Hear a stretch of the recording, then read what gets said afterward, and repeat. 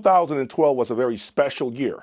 In 2012, a reviewer said that this speaker was the most impressive product he's ever reviewed in his entire career. I've wanted this loudspeaker for the last 7 years. It was retired in 2017. Many have said this speaker was ahead of its time. At the time in which it was retired, we didn't have some of these electronics that you see here before me, namely the Griffin Apex Monos, Esoteric K1 X SE, CH Precision L10 line stage, Griffin Commander. None of this existed. This begs the question, was this speaker retire way too soon? Does it still have a pulse with some of the best electronics that men can buy today?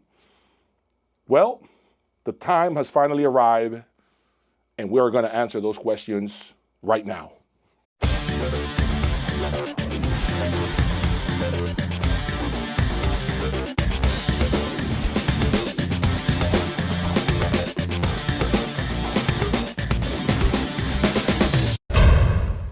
Welcome back to my channel. Today I bring you a very special video because this loudspeaker has haunted me for a long time.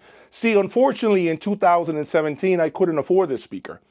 I was only reading magazines, I was only reading everything I could possibly get my hands on to understand what made this speaker so magnificent.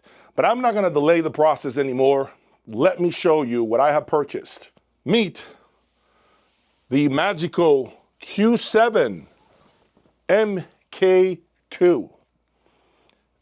Former MSRP of $229,000. Retired in 2017. Many said this was the best cost no object speaker at that particular point in time. This speaker that you see here came out in 2012. And in 2015, you can do the MK2 version upgrade, which is what this is. That cost you, that set you back $50,000. Now, this has been one incredible loudspeaker in so many ways for me. I actually had it in May, but you guys never saw it.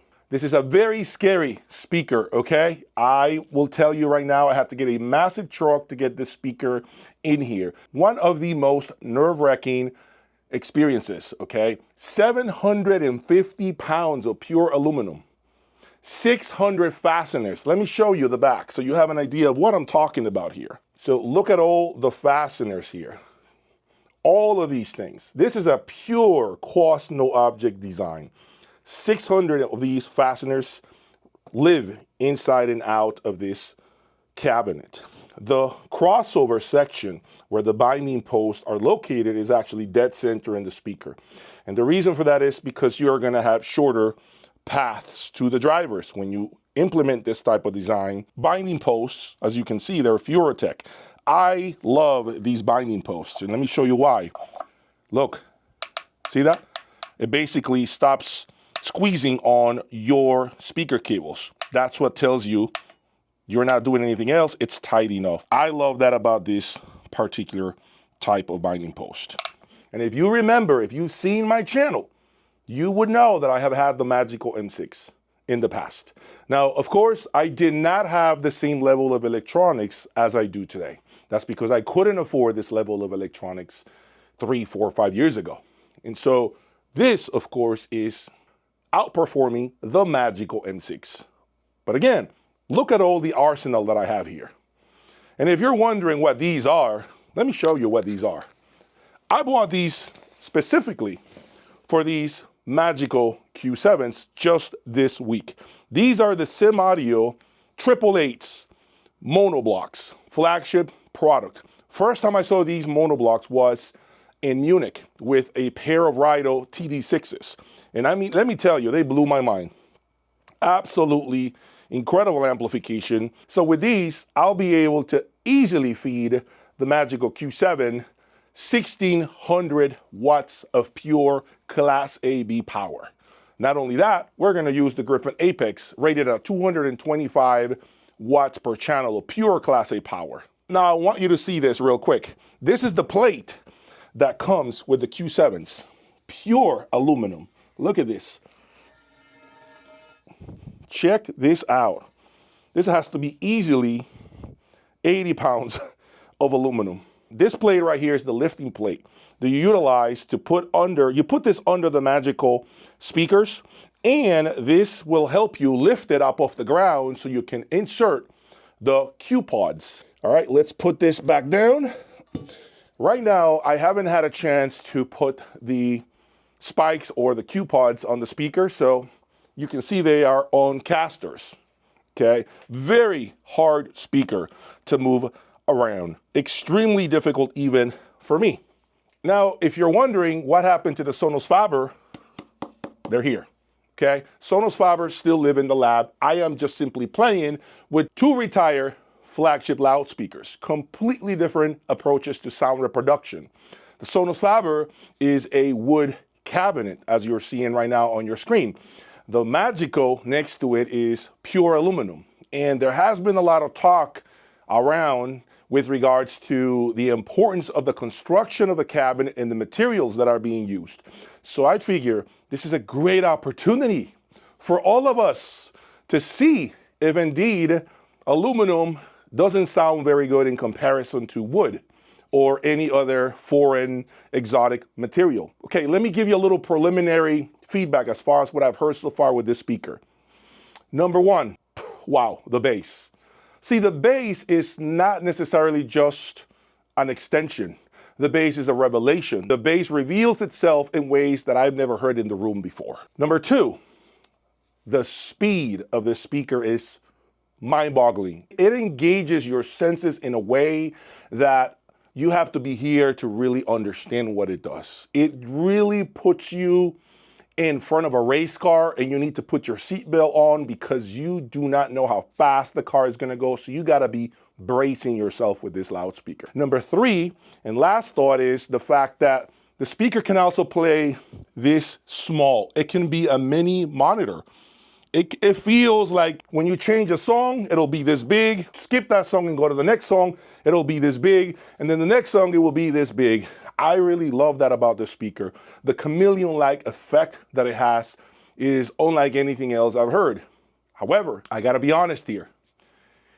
If you're out there thinking, well, I am just gonna buy an Alexia V for $85,000.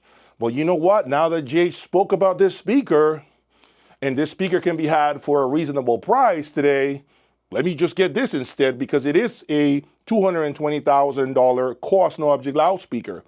Let me say you are wrong. No, sir, this is not the speaker for you. This is a speaker for someone that has the ability to buy the best of the best. The best of the best when it comes to electronics. You can't put this with a pair of baby Luxman 900Us, for example.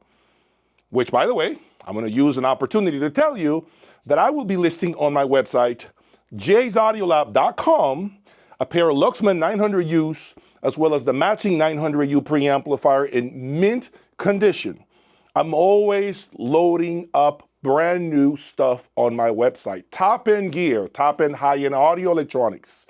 If you're looking for anything like this, handpicks, things that I believe in, components that I purchase because I believe in them and I feel they're great performers, you ought to go to my website, jaysaudiolab.com.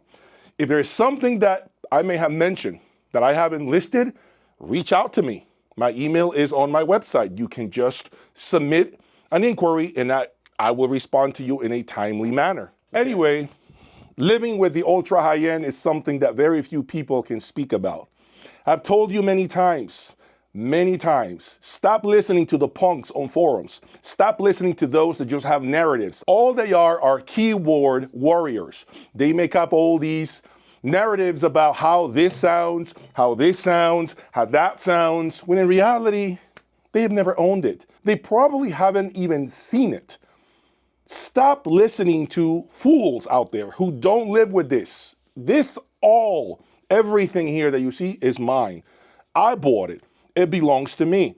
So if you want to know the opinion, a qualified opinion from someone who lives with the ultra high end, right?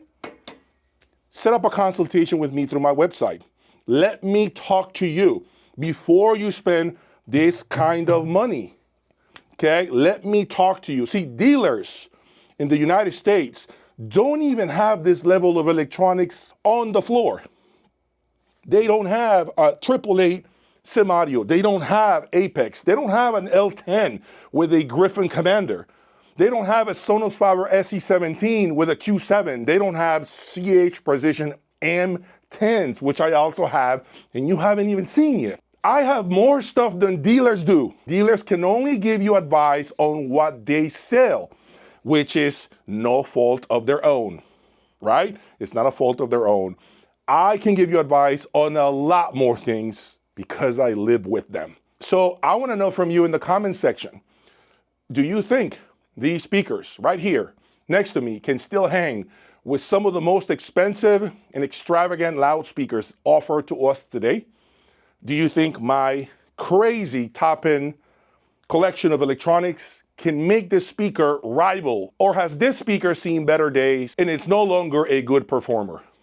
We are about to find out. Let me know if you're just as excited as I am to resuscitate a flagship speaker that was retired 7 years ago and bring it back and see if it can deliver all the performance from some of the best loudspeakers offered to us today.